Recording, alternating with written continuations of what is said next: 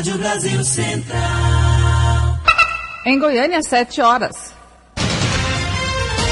Agora, pela Rádio Brasil Central e RBC FM 90,1, o Mundo em sua casa. O jornal falado de maior tradição no Centro-Oeste brasileiro. O Mundo em sua casa. A informação em cima do fato. Um mundo de notícias no começo do dia. O Mundo em sua casa tem a marca da Rádio Brasil Central e da RBC FM 90,1. Hoje, quarta-feira, 2 de janeiro de 2013. Bom dia, amigos de todo o Brasil. Bom dia, Karine Pinheiro. Bom dia, José Calazans. Bom dia, você que ouve o Mundo em sua casa. São estes os destaques desta quarta-feira em Um Mundo em Sua Casa. Incêndio atinge pátio de concessionária de veículos em Goiânia. Governador quer manter boas parcerias com novos prefeitos. Jardel Seba toma posse em Catalão, Paulo Garcia em Goiânia, Jânio Darro em Trindade. Prefeito chega para posse montado em burro. Lula falta a posse de Fernando Haddad em São Paulo. Presença de brasileiros em Nova York cresce 447%. Cinzas de vítima de estupro na Índia são jogadas no rio Gange. E uma análise das equipes que vão disputar o campeonato goiano. O Mundo em sua casa.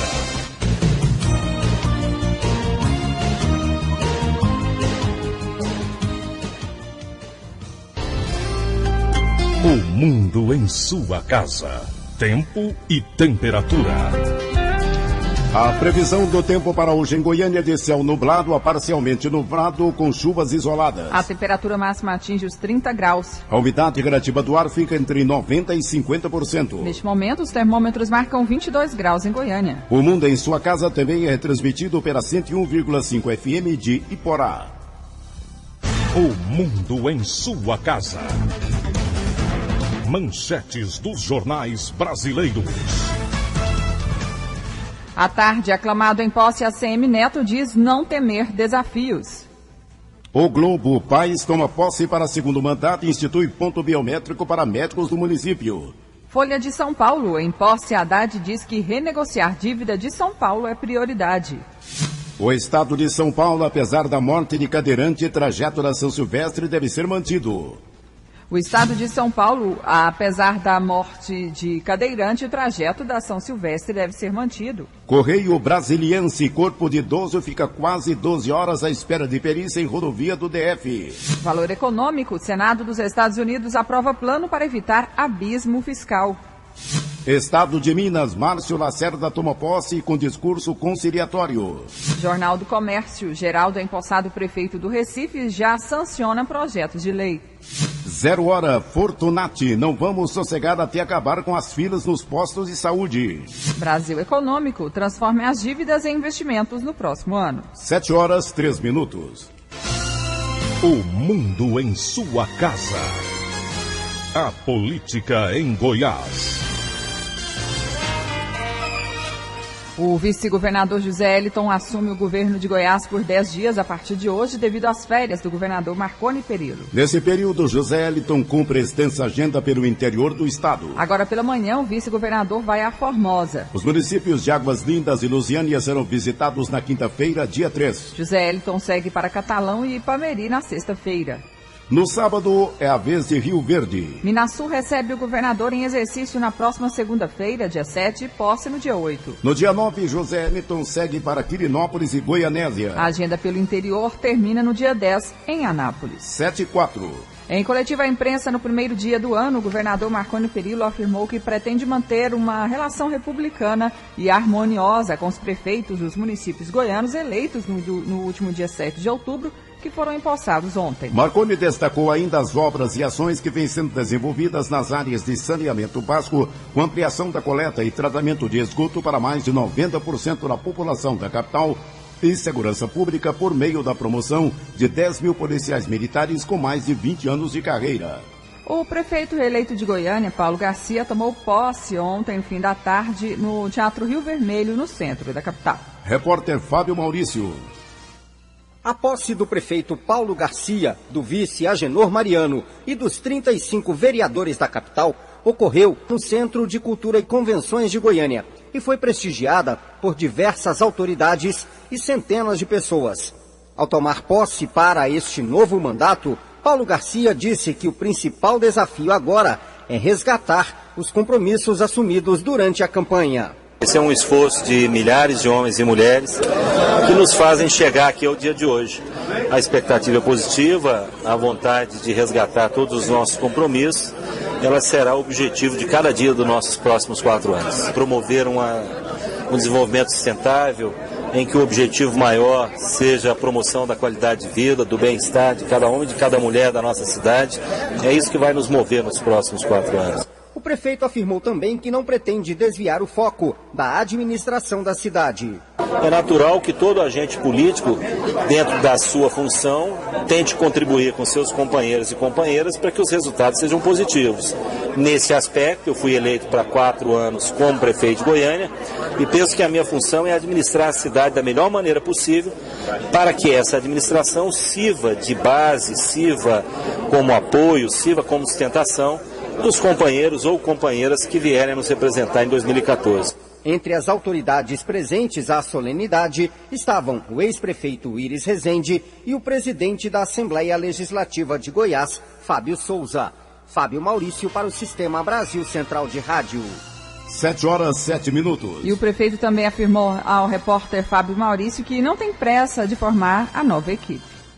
Ao tomar posse para o segundo mandato como prefeito da capital, Paulo Garcia afirmou em entrevista coletiva que não tem pressa na formação da sua equipe de governo. Como eu havia dito, nós a partir de amanhã desejamos aprofundar os convites, os diálogos e muito provavelmente começar a anunciar os nomes de homens e mulheres que nos ajudarão a administrar a cidade. Presente na solenidade, o ex-prefeito de Goiânia, Iris Rezende, disse que não deu e nem dará palpite na formação da equipe de governo de Paulo Garcia e deu um conselho ao prefeito. Olha, eu tenho um respeito muito grande por todos aqueles que assumem um compromisso com o povo numa campanha, numa eleição. Nunca dei palpite a eles na escolha de suas equipes, que eu acho que é uma responsabilidade muito pessoal que o eleito assume com a comunidade, com a população. Meu conselho é esse: busque o melhor, aquele que esteja realmente ou aquela disposto ou disposta a dar tudo de si pelo povo no decorrer do mandato. Porque função pública, ainda mais a equipe de governo, pode atender interesses políticos, partidários, mas desde que os interesses públicos estejam em primeiro lugar. Paulo Garcia, no entanto, anunciou: Osmar Magalhães continua na Secretaria de Governo do Paço Municipal. Fábio Maurício para o Sistema Brasil Central de Rádio. 7h08. Em Catalão, Jardel Seba, do PSDB, tomou posse em solenidade na Câmara Municipal. Ele, na companhia de seu vice, Rodrigo Carvelo, conhecido como Rodrigão, e os 17 vereadores eleitos também foram empossados. Em 2 eventos no final da tarde, ao lado do governador Marconi Perillo, Jardel comemorou com a população a eleição. Eleito e empossado prefeito de Catalão, ao lado do vice Rodrigo Carvelo, Jardel Seba quebrou a hegemonia de 12 anos do PMDB na cidade. Nas ruas, pessoas como Fernando José da Silva sonham com dias melhores. Porque o Marconi é uma coisa maravilhosa para nós aqui em Catalão. Sempre queria dar apoio, mas o outro lado nunca aceitava, né? Então, com nós agora vai ser melhor. Eu creio que vai ser bem melhor. E com o Jardel na prefeitura? Junto com nós. Junto, aí vai ser melhor ainda. E a festa vai ser melhor. A posse de Jardel Seba na prefeitura de Catalão levou centenas de pessoas às ruas e surpreendeu até mesmo aqueles que convivem há tanto tempo na política, como a senadora Lúcia Vânia. É uma festa que marca a liderança do Jardel, marca a liderança do governador Marconi Perillo e, sem dúvida, é uma das festas mais bonitas que eu já vi de posse. A população eufórica, a população feliz, e isso, sem dúvida nenhuma, é uma conquista para Catalão. Como primeiro ato, o prefeito Jardel Seba fará uma auditoria em todas as secretarias. E ontem, na posse, o governador Marconi Perillo assinou várias ordens de serviço, 500 mil metros quadrados de asfalto, 5 mil novas vagas no programa Bolsa Futuro, a construção imediata de uma escola padrão século XXI, um centro cultural e um centro de educação profissional, internet banda larga para 1.500 domicílios. A OVG vai doar 400 móveis para os centros de educação infantil e os moradores da zona rural terão água potável a partir da construção de 200 mini-poços artesianos. Pelo jeito, Jardel Seba não vai governar sozinho. O Marconi é o cara, é o cara que a gente curte, admira, nutre uma alegria, uma simpatia muito grande. Meu amigo, meu irmão, meu companheiro, que está sonhando comigo, está realizando comigo o sonho de administrar Catalão. Eu estou tendo uma alegria muito grande em tê-lo aqui na minha cidade, fazendo parceria, administrando comigo o Catalão. Tenho certeza que Catalão será um cartão de visitas para Goiás e para o Brasil, uma parceria do governador Marconi. Os discursos estão bem afiados. O governador Marconi Perillo retribuiu a mensagem amiga. Estou muito feliz com a vitória, com a posse e confiante, muito confiante mesmo no trabalho que o doutor Jardel e o Rodrigão realizarão aqui em Catalão a partir de hoje. O grande sonho do doutor Jardel era assumir a prefeitura de Catalão. E ele agora vai materializar sonhos em realidade. Terá muito trabalho, a cidade está totalmente destruída, mal administrada. Caberá ao doutor Jardel agora, com o nosso apoio, com o apoio de toda a nossa base, trabalhar duro para fazer um grande governo à altura do que merece o bravo e trabalhador povo de Catalão. De Catalão, Jânio Rodrigues, para o Sistema Brasil Central de Rádio. 7h12.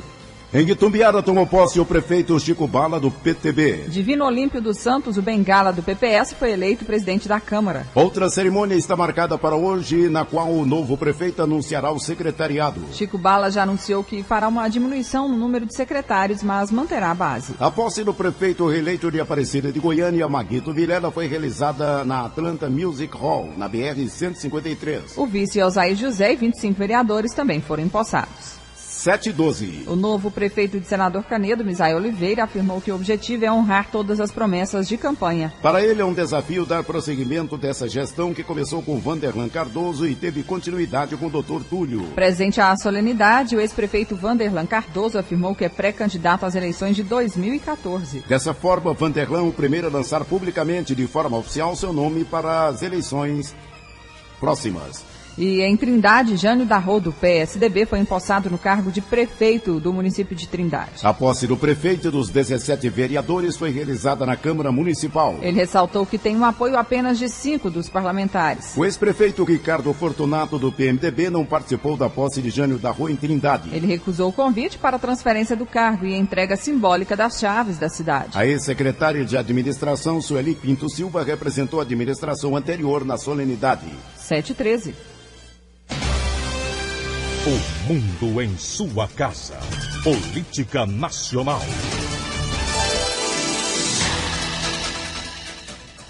Prefeito chega para a posse montado em burro. Mesmo com a proibição da Justiça Eleitoral do Rio Grande do Sul, o prefeito eleito de Passa Sete, Vanderlei Batista, usou um burro para se deslocar até a Câmara de Vereadores e tomar posse na manhã de ontem. A liminar foi concedida na segunda-feira, mas nenhum policial ou oficial de justiça apareceu para impedir a atitude inusitada do eleito. Durante a campanha eleitoral, Vanderlei foi chamado de burro pelo opositor. A origem da polêmica foi o debate entre os candidatos Vanderlei Batista, do PTB, e Ataídes Lopes, do PMDB. Na ocasião, Ataídes chamou o adversário de burro. Vanderlei passou a usar a frase em seu favor na campanha, inclusive com a confecção de camisetas com a imagem do animal. Em São Paulo, o prefeito Fernando Haddad tomou posse, pregando um trabalho conjunto com o Legislativo em prol dos projetos prioritários para o desenvolvimento da cidade e redução das desigualdades sociais. O ex-presidente Lula não foi à posse do prefeito de São Paulo, Fernando Haddad. Segundo a assessoria de imprensa do PT, o padrinho político de Haddad está em viagem com a ex-primeira-dama Marisa Letícia. A assessoria do Instituto Lula informou que Lula nunca planejou ir à posse de Haddad. Ele também não foi assistir à cerimônia de posse de seu filho, Marcos Lula, que assumiu uma cadeira na Câmara Municipal de São Bernardo do Campo. O prefeito do Rio de Janeiro, Eduardo Paes, tomou posse para o segundo mandato, declarando em discurso de posse que a reeleição representou uma vitória do povo. Também estão entre as primeiras ações o ponto biométrico para a frequência de profissionais em toda a rede pública de saúde e medidas de transparência, como a filmagem de pregões eletrônicos realizados pela administração municipal. Em Curitiba, um grupo de eleitores fantasiados protestou em frente à Câmara Municipal, onde os 38 vereadores tomaram posse. Sem se identificar, eles prometeram fiscalizar os mandatos. Dos 38 vereadores eleitos para a próxima legislatura, 3 tiveram o nome citado em denúncias. O novo prefeito de Campinas, Jonas Donizete, tomou posse do cargo usando táxi, perua escolar e ônibus para se locomover entre as cerimônias. Os veículos foram escolhidos pelo socialista para chamar a atenção a um setor que ele diz ser uma das suas prioridades na gestão que começa, o do sistema público de transporte e mobilidade urbana. Horário brasileiro de verão, 7h16. Em 59 municípios não houve posse de prefeitos eleitos em 2012. Nem todos os 5.564 municípios brasileiros viram os prefeitos eleitos no ano passado tomarem posse ontem. Em 59 cidades, os candidatos que tiveram mais de 50% dos votos concorreram com os registros de candidatura indeferidos, e isso vai levar à realização de novas eleições. Nesses casos, os presidentes das câmaras de vereadores assumirão as prefeituras até que o novo pleito aconteça. Em 7 municípios, as novas eleições já estão marcadas. É o caso de Guarapari e Espírito Santo, onde a Justiça Eleitoral já convocou a nova votação para o dia 13 de fevereiro. Em Campoerê, Criciúma, Tangará e Balneário Rincão, todos em Santa Catarina, Bonito, no Mato Grosso do Sul, e Camamu, na Bahia. As novas eleições estão marcadas para o dia 3 de março. O Tribunal Superior Eleitoral não conseguiu encerrar o ano do Judiciário, tendo julgado todos os processos relativos às eleições municipais em 2012. Com isso, cerca de 780 recursos ainda ficaram pendentes de decisão e os casos devem ser resolvidos agora em 2013. 7h17. E um fato inusitado marcou a posse dos 19 vereadores eleitos para a Câmara de Palmas, no Tocantins. O recém-empossado José Luiz Pereira Júnior, conhecido como Júnior Gel do PV, pediu a noiva Elza de Souza Armondes em casamento, quebrando o protocolo e surpreendendo até mesmo a moça. Tremendo, Elza desceu a escada e subiu no palco para que ele colocasse a aliança no dedo dela, na frente dos mais de 500 convidados que lotavam o Teatro Fernanda Montenegro.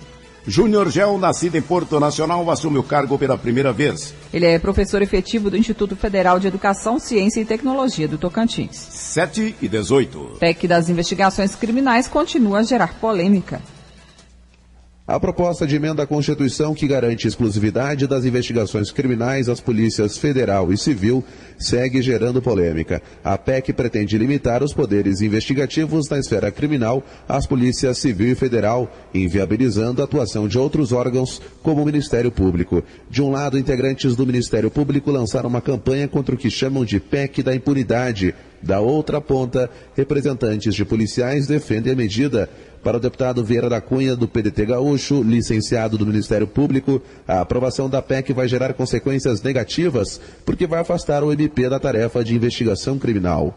O deputado sustenta que um bom trabalho de investigação criminal é fundamental para enfrentar a impunidade e a violência, uma vez que o trabalho se resume no recolhimento das provas necessárias para embasar a ação penal a ser ajuizada contra quem cometeu crimes. Na opinião do parlamentar, para acabar com a impunidade no país, é fundamental que seja muito bem feita essa fase da investigação. Já o deputado João Campos, do PSDB de Goiás, delegado licenciado, observa que a PEC resguarda a competência constitucional do Ministério Público. Ele lembrou que a MP continuará com poder para requisitar diligências e instaurar inquérito policial, acompanhar a investigação e realizar o controle externo da atividade policial. A PEC já foi aprovada pela Comissão de Constituição e Justiça e Cidadania e pela Comissão Especial criada para analisar seu mérito. A proposta ainda precisa ser votada em 2 turnos no plenário da Câmara antes de seguir para o Senado. A expectativa entre os parlamentares é que seja incluída na pauta do plenário no início do próximo ano. 7h19. O mundo em sua casa. Política internacional.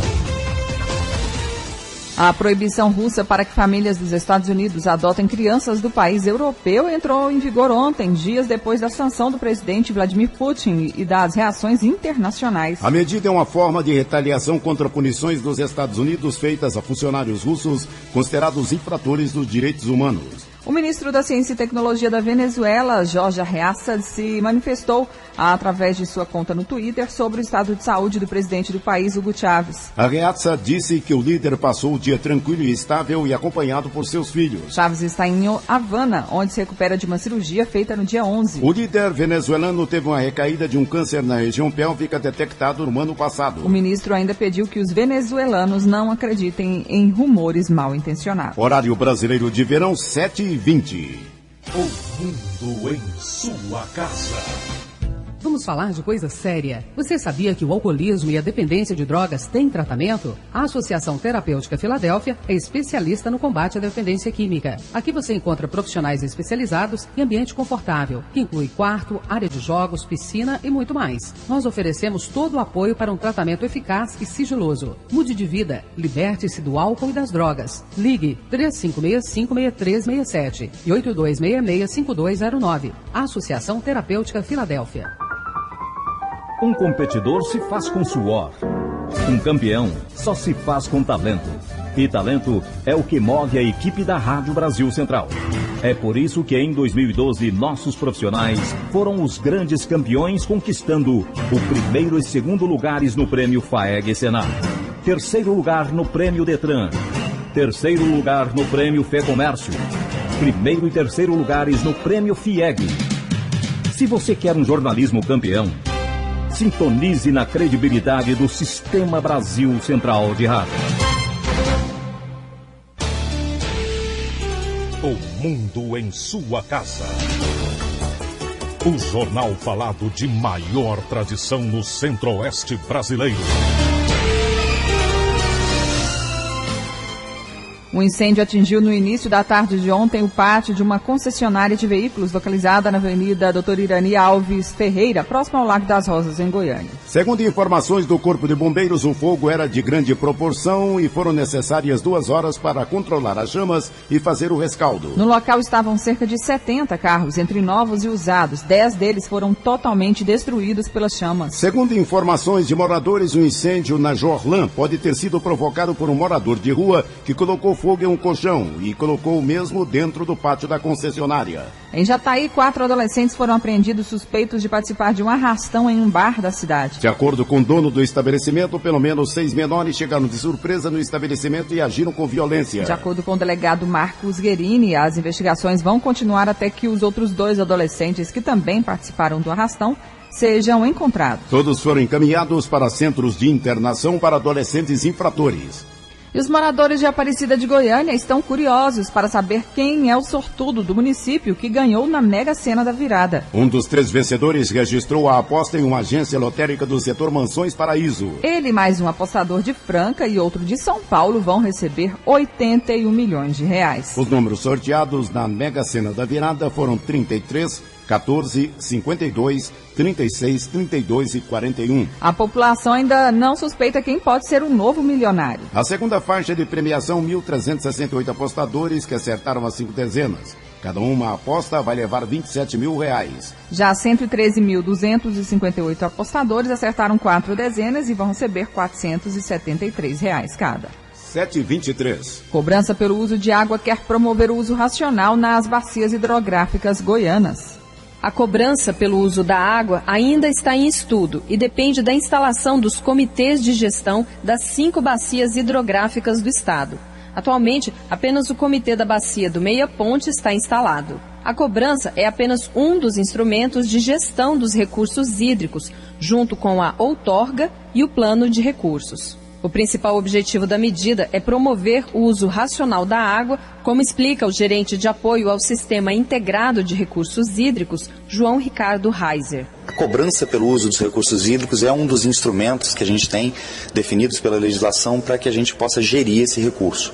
Ela, muito mais do que um objetivo de arrecadar recursos, ela tem o objetivo de trazer a percepção do uso racional da água. A bacia do Rio São Francisco, quando o comitê definiu pela cobrança, teve uma redução de em torno de 1/3 dos usos da bacia tiveram as suas outorgas reduzidas por solicitação do usuário para que eles pagassem menos. Isso fez com que 1/3 da água que estava sendo subutilizada pudesse ser utilizada para outros setores usuários, gerando mais desenvolvimento, riqueza e benefícios tanto para a sociedade quanto para os setores usuários. João Reiser dá exemplos de valores que são cobrados em outras bacias. Um exemplo, dentro da bacia do Paranaíba, eles criado o comitê de bacia e implantado os instrumentos de gestão, eles iniciaram cobrança pelo uso da água. E lá, o setor de irrigação paga em torno de R$16 por hectare por ano. Os comitês são compostos da seguinte forma: 40% de representantes do poder público municipal e estadual, 40% de usuários, como produtores e empresários, e 20% da sociedade civil. Riva Cran para o Sistema Brasil Central de Rádio. Em Goiânia, 7h25. No primeiro dia do ano, o governador Marconi Perillo reúne a equipe de primeiro escalão para definir metas para 2013.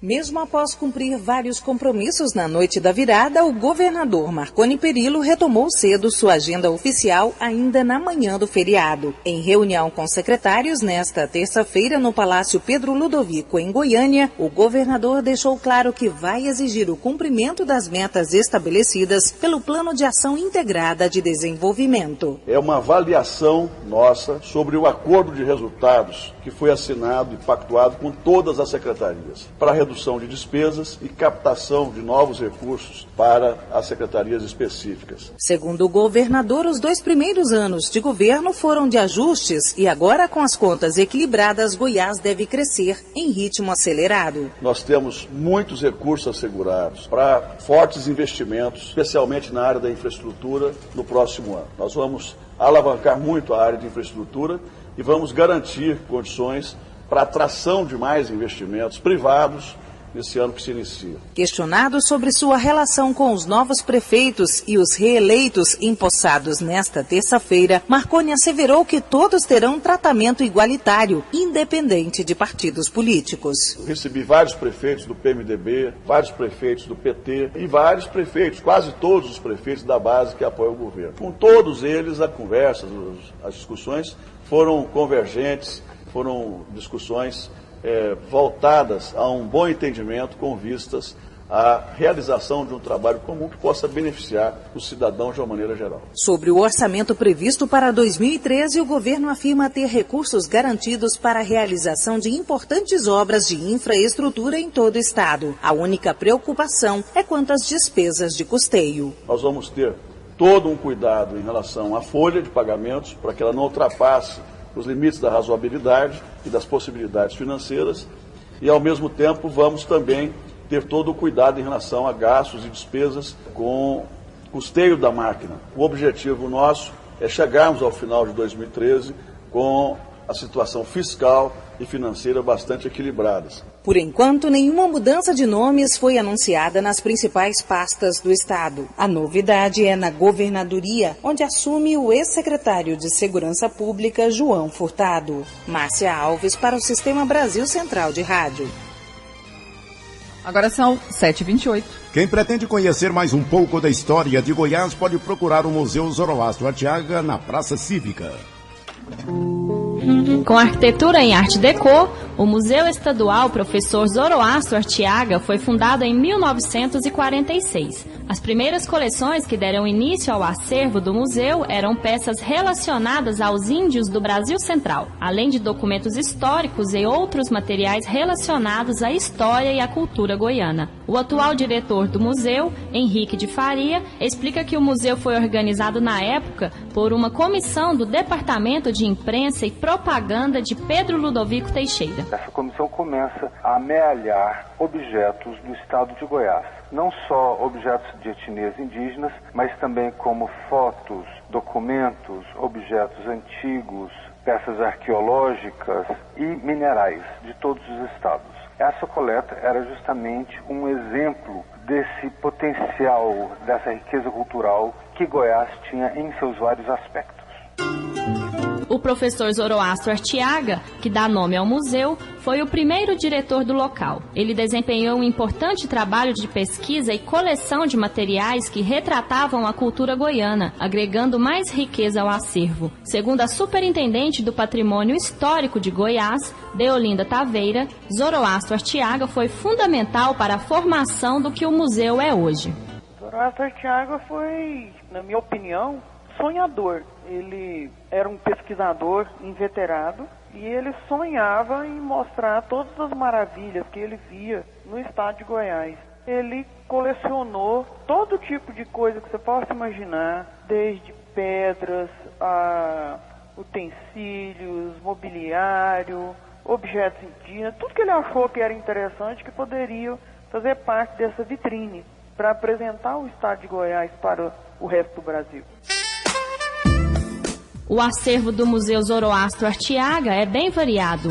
Conta com coleção de arte sacra, arte popular, artefatos indígenas, exposições de minerais e rochas característicos de regiões do estado, além de outras coleções, como conta o diretor Henrique de Freitas. Atualmente nós contamos com mais de 6.000 peças no acervo.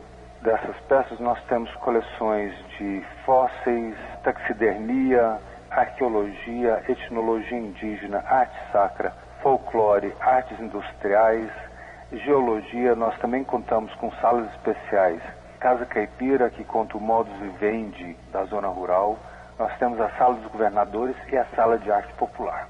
Nós temos a nossa coleção exposta na exposição de longa duração, mas também nós temos coleções itinerantes, exposições itinerantes que ocupam o mezanino regularmente. E também nós temos o Auditório Henrique Silva, de 90 lugares, que temos palestras, o ensaio do coral do Tribunal de Contas do Estado também. Enfim, é para a comunidade, para as escolas. De acordo com a superintendente, o Museu Zoroastro Artiaga recebe diferentes perfis de visitantes, desde estudantes a trabalhadores da própria praça cívica. Todo mundo que vem a Goiânia visita o Museu Zoroastro Artiaga. Todo mundo que lava carro aqui na praça visita o Museu Zoroastro Artiaga. Então ele é um museu que recebe todo tipo de personalidade e, ao mesmo tempo, a sociedade se vê muito contemplada lá dentro. O Museu Estadual Professor Zoroastro Artiaga fica na Praça Cívica e abre todos os dias, incluindo os finais de semana e feriados. Grupos interessados podem agendar visitas pelo telefone 3201-4676. Com produção de Franciele Oliveira, sonoplastia de Rafael Curado e Cristina Rocha, Eva Taut para o Sistema Brasil Central de Rádio. Horário brasileiro de verão, 7h32. Agora as informações ao vivo com o repórter Libório Santos. Bom dia, Libório. Bom dia, ouvintes da Brasil Central. Estamos de volta com o nosso giro pelas rodovias. Tomara 2013 seja um ano de poucos acidentes, né? Que realmente maneira um pouco. Bom, pois bem, nas últimas 24 horas das rodovias federais, nós tivemos 11 acidentes, 25 feridos e uma vítima fatal. Aliás, muitos feridos, né? Um acidente grave aconteceu ontem no período da manhã. Foi uma tríplice colisão na BR-070 com a BR-414, na verdade, num trevo próximo a Cocalzinho. 3 veículos envolvidos, 8 pessoas feridas, inclusive 5 graves. Agora, no final da madrugada, tivemos um acidente grave também na BR-060, nas proximidades de Abadiânia. A Polícia Rodoviária Federal ainda não forneceu dados, porque uma viatura está no local e, inclusive, também a ambulância fazendo o atendimento. Foi um atropelamento de animal bovino, uma Kombi. Sabe-se apenas que uma pessoa morreu, uma mulher morreu, uma outra mulher ficou ferida, ficou presa às ferragens, mas já foi resgatada pelo Corpo de Bombeiros. Das últimas 24 horas nas estaduais, 15 acidentes, 30 feridos e 2 vítimas fatais. Os acidentes mais graves, colisão frontal na GO 164, quilômetro 123, entre Mozarlândia e Araguapaz. Fiat Uno, placa KDU 9217 de Goiânia. Motorista Marcos de Paulo Ferreira com lesões. O segundo veículo, moto, placa NWM 4958 de Mozarlândia. O condutor Leonardo Ferreira dos Santos, vítima fatal. E a passageira Razânia Conceição Fernandes com lesões. Saída de pista na J060, quilômetro 60, entre Nazário e Santa Bárbara. Corsa, placa HPD 0156 de Nazário. Leandro Alves da Silva, o condutor com lesões. Emerson Ricardo Simão de Jesus, vítima fatal. E no balanço geral desse final de ano prolongado, não um feriado prolongado, a Polícia Rodoviária Federal só vai divulgar o balanço por volta das 8h30, 9 horas da manhã. Nas rodovias estaduais já os dados computados. Nós tivemos aí 65 acidentes, 93 feridos e 6 mortos. Libório Santos, Sistema Brasil Central de Rádio. 7h35. De 7 a 25 deste mês, a UEG estará com as inscrições abertas para o primeiro processo seletivo do programa de mestrado interdisciplinar em territórios e expressões culturais no Cerrado, oferecido pela unidade de Anápolis. O curso é gratuito e voltado para as áreas de ciências humanas, ciências sociais aplicadas e áreas afins. O objetivo é formar professores e pesquisadores no âmbito dos estudos sociológicos, ambientais, geográficos, históricos, urbanísticos e econômicos sobre o Cerrado. Infectologista recomenda a vacinação contra a catapora para evitar a transmissão do herpes. O herpes zoster se manifesta na pele, principalmente no tórax e pescoço, onde aparecem bolhas e manchas vermelhas. Outros sintomas são dor no local e febre. De acordo com a sanitarista e infectologista Heloína Claret, a doença é mais comum entre pessoas idosas que apresentam imunodepressão. Jovens com tuberculose ou HIV também podem desenvolver o herpes. Ela explica que a doença ocorre quando há reativação do vírus da catapora. Quando a gente tem a doença catapora, a gente pega então esse vírus, que é o vírus varicela zoster, que vai levar inicialmente a catapora, que é a infecção inicial, que é a doença inicial provocada por esse vírus.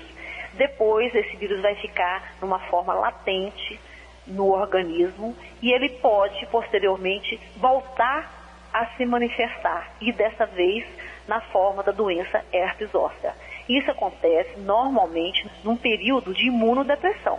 A pessoa normalmente está com alguma coisa que está diminuindo a imunidade dela. Ou pode ser a idade mais avançada, ou pode ser alguma doença que talvez ainda não tenha se manifestado claramente, mas que esteja levando à imunodepressão. O herpes zoster pode ser transmitido através do contato, porque o vírus fica ativo dentro das lesões na pele. A médica Heloína Claret recomenda às pessoas que convivem com portadores do vírus que se vacinem contra a catapora.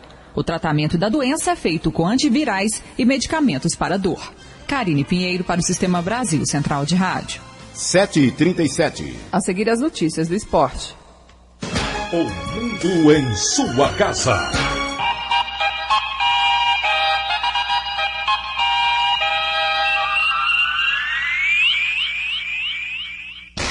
O mundo em sua casa. Esporte. O empresário de Alexandre Patos, Gilmar Veloz, afirmou que Milan e Corinthians estão a um passo de chegar a um acordo para a transferência do atacante. Veloz espera que nesta quarta-feira saia o último passo em reunião entre o vice-presidente do time italiano, Adriano Galliani, e a diretoria do Corinthians. O América Mineiro anunciou a contratação do atacante Felipe, de 34 anos. O jogador estava no Atlético Goianiense desde 2011 e já disputou o Campeonato Brasileiro da Série A por 6 oportunidades, marcando 48 gols em 87 jogos. Felipe começou a carreira em 1997 no interior do Rio Grande do Sul. Ele já teve passagens pelo Náutico, Figueirense, Joinville, Vitória e pelo Goiás em 2010. E passados o período de férias e a festa de final de ano, os clubes goianos começam a preparação do campeonato estadual. Humberto Castro. Passada a comemoração da virada de ano, agora a expectativa para o esporte goiano em 2013. A primeira competição é o campeonato estadual, que promete muito esse ano, porque os clubes do interior estão contratando grandes jogadores, como o Rio Verde, que vem forte, com o apoio da prefeitura, que vai investir mais de R$1.700.000 no clube durante todo o campeonato estadual. Rio Verde que contratou a Agenor, Heleno, Valbaiano, Léo Medeiros, ex-Flamengo. Goianésia também promete, contratou o experiente Romerito. O Itumbiara e o craque de Catalão não querem ficar para trás. O Anápolis também promete uma equipe competitiva. Já aqui em Goiânia, o Vila Nova se reapresenta neste dia 2, já iniciando a fase final de preparação para o início do Campeonato Goiano. Hoje é a vez do Atlético se apresentar para a temporada. O Goiás só se apresenta amanhã, dia 3. Expectativa para a participação dos nossos clubes no Campeonato Brasileiro. O Goiás, depois de 2 anos, voltou à Série A. Por isso promete grandes investimentos, contratando inclusive jogadores que estão fora do país. Já o Atlético tenta montar uma forte equipe para disputar o Brasileiro da Série B e, claro, tentando voltar à Série A. E o Vila Nova, que está se organizando, também quer montar uma forte equipe para o Brasileiro da Série C e voltar à Série B do futebol nacional. É aguardar, mas todos estão na expectativa para que o Sport Goiano em 2013 possa ter sucesso. Humberto Castro para o Sistema Brasil Central de Rádio. 7h40. Do esporte é o que há. Eu peguei dengue 2 vezes. Foi horrível. Muita dor no corpo, febre. Fiquei de cama. Aí o quadro foi piorando, acabei indo pro hospital. E eu morri. É isso mesmo. Quem está falando é apenas um ator. Eu estou nesse comercial porque o Paulo Rodrigues não pôde contar a própria história. Ele morreu de dengue. Tire 10 minutos por semana para combater o mosquito. Elimine a água parada, realizando as ações que você já conhece. Em caso de febre, dor no corpo, nas articulações e manchas vermelhas na pele, procure uma unidade de saúde. Jamais tome remédio por conta própria. E se os sintomas piorarem, retorne ao posto de saúde imediatamente. Dengue mata. E se você não ajudar, ela vai matar cada vez mais. Todo mundo sabe como a dengue começa. E se você não ajudar a combater, a gente sabe também onde ela pode terminar. SUS, Secretaria de Estado da Saúde, Governo de Goiás. O mundo em sua casa. A informação em cima do fato. A cobrança de IPI para carros novos começou a ser recomposta nesta terça-feira. A alíquota zero do carro 1000 acabou. De agora até março, o consumidor pagará 2% de imposto. Entre abril e julho, o IPI subirá para 3,5%. A alíquota zero para caminhões está mantida de forma permanente. Em 2012, o governo deixou de arrecadar R$2 bilhões com desconto do imposto dos veículos. Já a chamada linha branca, que incluiu fogões e tanquinhos, terá alíquota zero até o fim de janeiro. De fevereiro a junho, o imposto será de 2%. As obras do Grupo 2 do Rodovia da Reconstrução começam em março, logo após o final do período chuvoso. A garantia foi dada pelo governador Marconi Perillo, que se reuniu com todo o primeiro escalão para avaliação dos resultados de cada secretaria. O custo das obras será de R$539 milhões. A estimativa é que outros R$10 milhões sejam investidos a cada mês na manutenção e conservação das rodovias. E 2013 será um bom ano para quem pretende fazer um concurso público, prevê especialista. 2013 promete ser um bom ano para quem deseja virar funcionário público. Estão previstos diversos concursos com salários muito atrativos e que ainda oferecem a famosa estabilidade. Essas provas têm cada vez mais concorrência acirrada e, por isso, é necessário bastante esforço e dedicação. Para Rodrigo Fontinelli, que já passou em mais de 10 concursos, lançou livros sobre o assunto e dá aula em cursinhos, os concurseiros precisam ter foco. É essencial ter um objetivo claro. Ele pode até não fazer apenas um concurso. O importante é ele definir uma área que ele vai estudar. Pelo menos esse foco ele tem que ter. O que não vai impedir dele fazer alguns concursos de níveis mais fáceis até chegar no seu objetivo maior, que são os salários melhores e a carreira melhor. Os estudantes também precisam saber qual a melhor forma de compreenderem, assimilarem e guardarem o que já foi estudado. Fontinelli ensina uma tática que se baseia em exercícios. A melhor dica seria fazer muito exercício de todas as matérias. Por exemplo, você fez um plano para estudar auditoria essa semana. Acabou a sua auditoria, você faz 10 questões todo dia. E aí começa a estudar direito constitucional. Acabou o constitucional, você faz 10 de auditoria, 10 de constitucional. Então, focar em exercícios mesmo. E aquela questão da disciplina e planejamento. Para Rodrigo Fontinelli, virar funcionário público hoje em dia exige abdicar-se dos fins de semana e também das diversões, pelo menos momentaneamente. Ficou informações de Brasília e Yuri Hudson. 7h44. A nova tabela para o cálculo do imposto de renda da pessoa física começou a valer ontem. Pela nova regulamentação, trabalhadores que recebem até R$ 1.710,78 passam a ficar isentos. A dedução por dependente sobe para R$ 171,97. O número de brasileiros que visitam Nova York cresceu 447% desde 2006. A informação foi dada pelo prefeito Michael Bloomberg. durante um balanço de turismo na cidade. Em 2012, a metrópole norte-americana recebeu 52 milhões de visitantes americanos e estrangeiros. O número recorde representa um aumento de 2% em relação a 2011. Segundo a administração, os países mais visitantes são Brasil, China, Argentina e Austrália. O agronegócio brasileiro terminou 2012 com safra recorde de 166 milhões e 200 mil toneladas de grãos. Apesar da quantidade, o faturamento recuou em relação a 2011 e ficou em 813 milhões de reais. De acordo com a Confederação da Agricultura e Pecuária do Brasil, a austeridade fiscal da Europa impactou no resultado. Novo mínimo já está vigorando em todo o Brasil. O novo salário mínimo começa a valer a partir desta terça-feira, passando de R$ 622 para R$ 678. O reajuste de cerca de 9% considerou a variação real do crescimento e o Índice Nacional de Preços ao Consumidor, como anunciou o governo na semana passada. Com o novo valor, os benefícios pagos pela Previdência aos trabalhadores, por exemplo, serão reajustados, o que deverá provocar impacto anual de 12 bilhões e 300 milhões de reais nas contas da Previdência. Tanto os previdenciários como aposentadorias quanto acidentários ou assistenciais são atrelados ao salário mínimo. Em outubro passado, foram pagos quase 30 milhões de benefícios, cujo valor médio foi de R$ 937. De Brasília, Ronaldo Berwanger. IBEDEC orienta sobre o direito à restituição do IPVA em caso de roubo ou furto de veículos.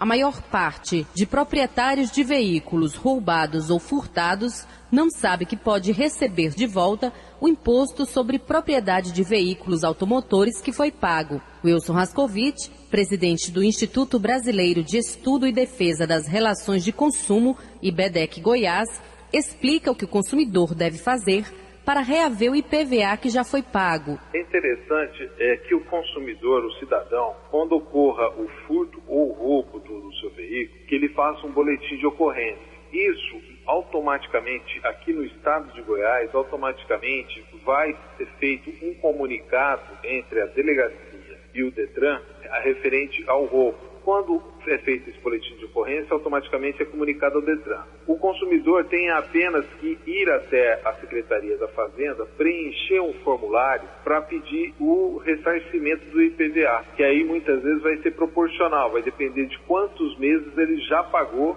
o IPVA daquele ano. Wilson Rascovitch destaca que para garantir o direito, o pagamento do imposto deve estar em dia. Porque se você também não estiver com o pagamento, não ocorrerá esse ressarcimento. Então é interessante que ele faça ou o pagamento muitas vezes integral, caso ele faça parcelado, que ele mantenha os pagamentos sempre em dia. Por causa da desinformação, mensalmente apenas 15 consumidores pedem ao DETRAN a devolução do IPVA pago após furto ou roubo de veículo. Patrícia Almeida para o Sistema Brasil Central de Rádio. 7h48. Produção de leite em Goiás cresce menos que o esperado. A produção de leite em Goiás cresce menos que a média alcançada por outros estados. Desde 2006, esse crescimento tem sido de apenas 3 a 4%, enquanto que no Paraná e Rio Grande do Sul, ele chega até 8%. Segundo o economista e gerente técnico da Federação da Agricultura e Pecuária de Goiás, Edson Novaes, o setor é de grande importância para a economia do estado, sendo que está presente nos 246 municípios. De acordo com ele, o valor bruto da produção agropecuária gerada pelo leite em Goiás gira em torno de 4 bilhões de reais. No entanto, cresce menos que o esperado por falta de incentivos ao produtor. Nós temos aí um desestímulo por parte dos produtores em relação a algumas questões importantes, como, por exemplo, a falta de uma política mais transparente das relações comerciais, uma falta de assistência técnica direcionada para o produtor, essas instabilidades de preço que a gente verifica todo ano que tem, aumento de custo de produção que sempre temos aí, os altos e baixos, quer dizer, ou seja, nós temos aí alguns aspectos que nós precisamos avançar para poder fazer com que o Goiás realmente volte a crescer como crescia antes. Edson Novaes informa que a cadeia produtiva de leite de Goiás já tem projetos para aumentar a produção este ano. A expectativa do setor, pelo do setor produtivo primário, é de um aumento em torno de 4% da produção. Nós já estamos trabalhando junto à Confederação da Agricultura e Pecuária do Brasil para poder realmente conter essas importações de lácteos que estavam entrando aqui no país. Isso é um fator importante, que quanto menos leite importado que entrar aqui, realmente você prioriza a produção nacional. O sistema FEG Senai segue com um programa denominado balde cheio, que é um programa para que você possa levar a assistência técnica necessária para o produtor. Estamos trabalhando juntamente com o setor industrial, juntamente com os outros setores, para que a gente possa dar uma transparência na cadeia como um todo. Goiás, que estava em segundo lugar na produção de leite no Brasil, caiu para a 4ª colocação. Karine Pinheiro para o Sistema Brasil, Central de Rádio. 7h50. Desmatamentos interferem na saúde pública em centros urbanos.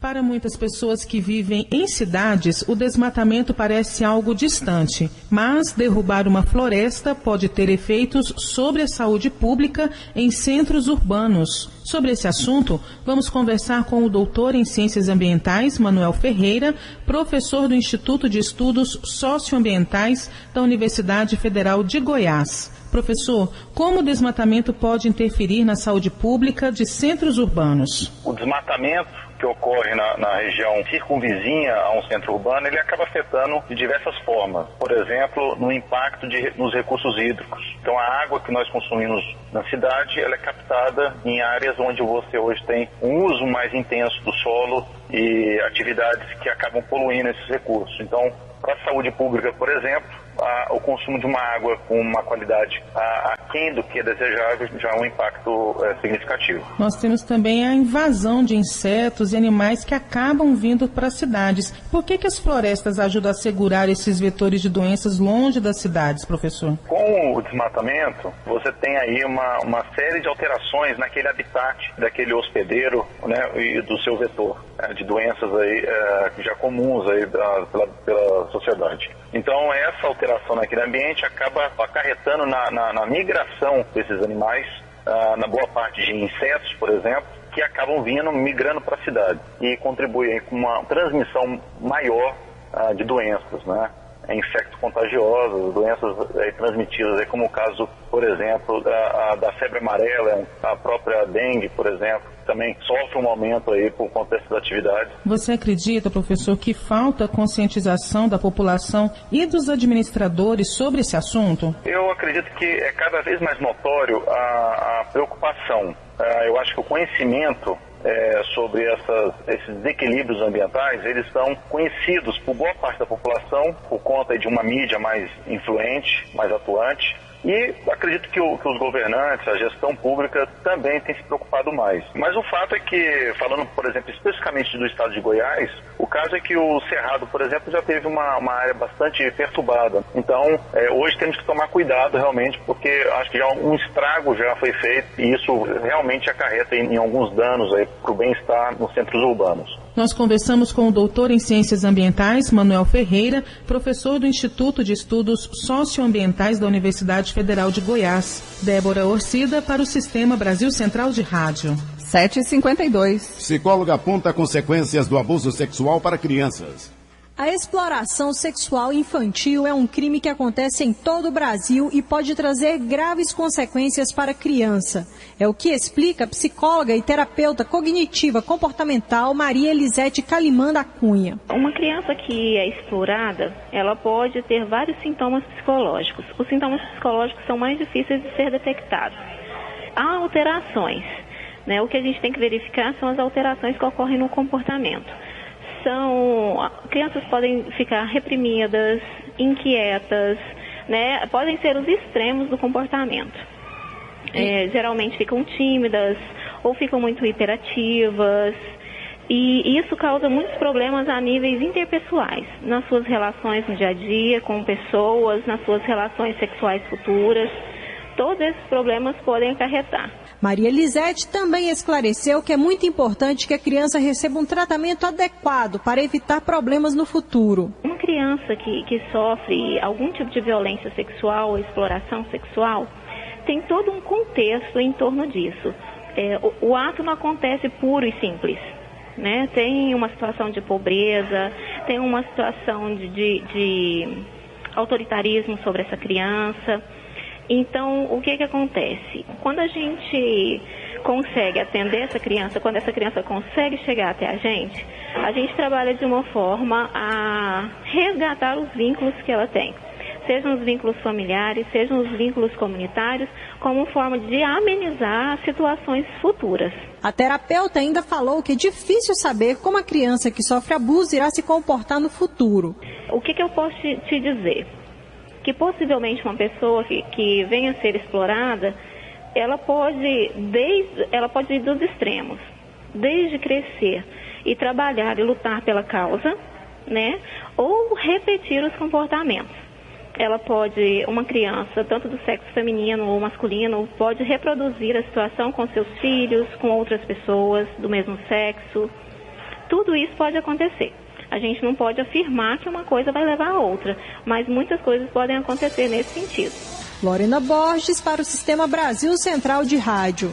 7h55. Adaptações em casa previnem acidentes com idosos. Os idosos precisam de cuidados especiais e isso inclui adaptações na casa onde moram. Vamos falar sobre o assunto com o fisioterapeuta especializado na área de geriatria e gerontologia, Fernando Veras. Fernando, como deve ser o planejamento de uma casa para que ela ofereça segurança ao idoso? Na verdade, esse planejamento ele passa, a princípio, pela orientação de um profissional. Questão de tipo de piso, questão de largura de porta, de adaptação de corrimão. Fernando, as pessoas costumam pensar nessas adaptações? Não, esse é o grande problema hoje da nossa construção, vamos dizer assim. Uma pessoa quando vai construir sua casa ou vai fazer uma empresa, dificilmente eles pensam que em algum momento alguém vai precisar ou até mesmo a própria pessoa vai precisar. Fernando, podemos falar que a maior causa de queda sofrida por idosos são por falta desse cuidado em casa? Com certeza, tem estudos aí que determinam em torno de 70% a 80% da queda, né, do acidente do idoso, ele ocorre em casa.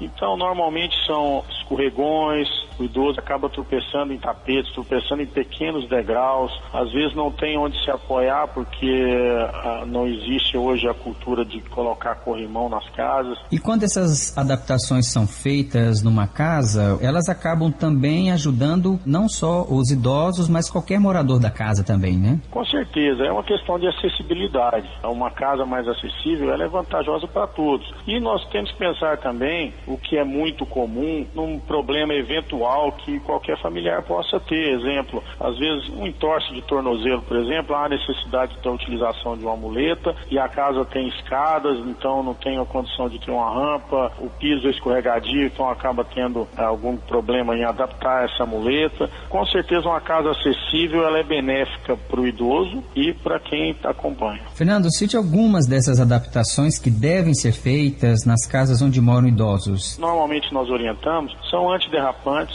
aquela fita antiderrapante em alguns locais, pisos com maior aderência, portas maiores e o principal, os corrimãos, né? Então a casa inteira, os banheiros principalmente, com corrimão onde o idoso possa segurar, caso desequilíbrio, ou possa entrar com maior segurança, transitar por um corredor, isso dá independência para ele consegue sair da cama dele, ir para o quarto, ir para a sala, ir para a cozinha com maior independência. Conversamos com o fisioterapeuta especializado na área de geriatria e gerontologia, Fernando Veras, sobre o planejamento e adaptação de ambientes. Emerson Kram para o Sistema Brasil Central de Rádio. O vereador Clécio Alves do PMDB é o novo presidente da Câmara de Vereadores de Goiânia. Por unanimidade, ele volta a comandar a casa por mais 2 anos. A primeira vice-presidência ficou com o vereador Paulinho Graus do PDT e a segunda com o vereador e pastor Rogério Cruz do PRB. O petista Tairone de Martino vai ocupar a primeira secretaria. Oposicionistas articularam a formação de uma chapa, mas a base de sustentação do prefeito Paulo Garcia conseguiu a assinatura de 18 dos 35 vereadores em apoio à candidatura de Clécio Alves. A estratégia acabou inviabilizando a formação de uma segunda chapa e os 17 vereadores restantes decidiram, então, apoiar a frente representada por Clécio Alves. 7h58.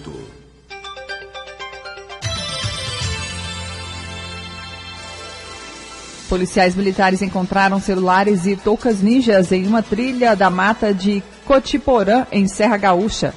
Segundo a corporação, os objetos pertencem aos bandidos que assaltaram uma fábrica de joias e fizeram 9 reféns na cidade no domingo. A polícia continua realizando buscas na região, uma vez que 5 criminosos permanecem foragidos. O músico Dominguinhos continua internado. De acordo com o boletim médico divulgado na tarde de ontem pelo Hospital Santa Joana de Recife, o quadro clínico dele é estável. Ele continua sedado e respirando com a ajuda de aparelhos. Dominguinhos foi internado no Centro de Terapia Intensiva do hospital no dia 17 com arritmia e infecção respiratória. Ele segue sem previsão de alta. 7h59. As cinzas de uma estudante indiana que morreu após ser estuprada por um grupo de homens foram espalhados pelo rio Ganges nesta terça-feira. A morte da universitária de 23 anos, que não teve o nome revelado, levou manifestantes às ruas em toda a Índia, em meio a uma indignação nacional e promessas do governo de punições mais severas para esses tipos de crimes. Em Goiânia, 8 horas. E termina mais uma edição do Mundo em Sua Casa, que teve a apresentação de Karine Pinheiro e José Calazans. Redação e edição, Adam Mendes, Antônio Correia e Marcelo Cabral. Direção de estúdio, Ione Chagas. Chefes de reportagem, Salmir Costa e Ione Chagas. Operação de áudio, Ricardo Souza. Central Técnica, Frederico Pita. Gerência do Sistema de Rádio, Suede Barbosa. Direção de Telerádio Difusão, Abadia Lima. O Mundo em Sua Casa volta amanhã. Para você, um ótimo dia. Bom dia e até amanhã. Este foi, pela Rádio Brasil Central e RBC FM 90,1, O Mundo em Sua Casa. O jornal falado de maior tradição no Centro-Oeste brasileiro. O Mundo em Sua Casa. A informação em cima do fato. Um mundo de notícias no começo do dia. O Mundo em Sua Casa voltará sempre com a marca da Rádio Brasil Central e da RBC FM 90,1.